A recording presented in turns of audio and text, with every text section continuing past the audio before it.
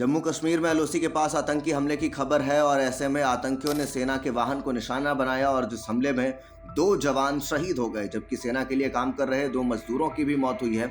वहीं इस हमले के पीछे आतंकी संगठन PAFF ने जिम्मेदारी ली है। ये जैश मोहम्मद का ही प्रॉक्सी फ्रंट है। बताया जा रहा है कि एलओसी के पास बोटा पत्थर गुलमर्ग के नागिन पोस्ट इलाके के पास सेना की एक गाड़ी पर हमला हुआ है और पुलिस ने इसकी पुष्टि भी कर दी है। हालांकि सबसे बड़ी बात जो इसमें निकल करके सामने आ रही है वो ये है कि हमला जवानों के एक पोस्ट से दूसरी पोस्ट में आवाजाही के दौरान हुआ। इससे कुछ ही देर पहले पुलवामा के बटगुंड त्राल इलाके में आतंकियों ने एक मजदूर को गोली मार दी थी। एक सप्ताह से कश्मीर के आतंकी घटनाओं की लगातार बढ़ोतरी देखने को मिल रही है। रविवार को ही आतंकियों ने गांदरबल में गगनगीर के पास निर्माणाधीन सुरंग के पास एक साथ 7 लोगों की हत्या कर दी थी। कश्मीर स्थित सेना की चिनार कोर ने हमले के तत्काल बाद सोशल मीडिया पर लिखा, बारामूला के बोटा पथरी इलाके में आतंकियों और जवानों के बीच कुछ देर के लिए गोलीबारी हुई।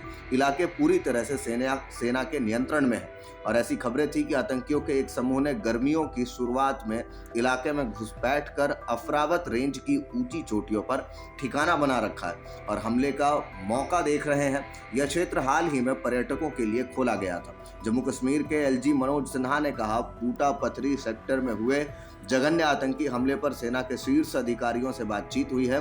आतंकवादियों को मार गिराने के लिए त्वरित और मुंहतोड़ जवाब देने का निर्देश दिया जा चुका है। कार्रवाई जारी है। हमारे शहीदों का बलिदान व्यर्थ नहीं जाएगा।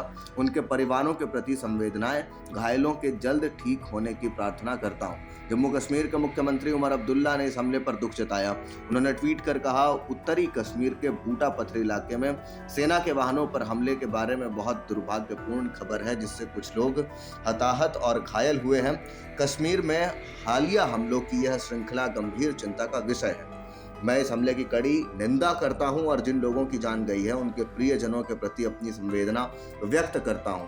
मैं यह भी प्रार्थना करता हूं कि घायल लोग पूरी तरह और शीघ्र स्वस्थ हो जाएं। वही इस हमले पर जम्मू कश्मीर के पूर्व मुख्यमंत्री और PDP चीफ महबूबा मुफ्ती ने भी दुख जताया है। उन्होंने ट्वीट कर कहा, बारामूला में सेना के काफिले पर आतंकवादी हमले से स्तब्ध हूं और गहरा दुख हुआ जिसमें एक नागरिक की भी मौत हो गई है। इसकी स्पष्ट रूप से निंदा करती हूं और घायल सैनिकों के शीघ्र स्वस्थ होने की प्रार्थना करती हूं।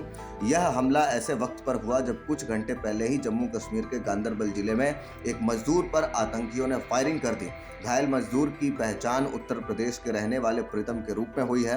इससे 3 दिन पहले गांदरबल में ही आतंकियों ने टनल बनाने में लगे मजदूरों के हाउसिंग कैंप पर हमला किया था और इस हमले में 6 मजदूर समेत एक डॉक्टर की भी मौत हो गई थी।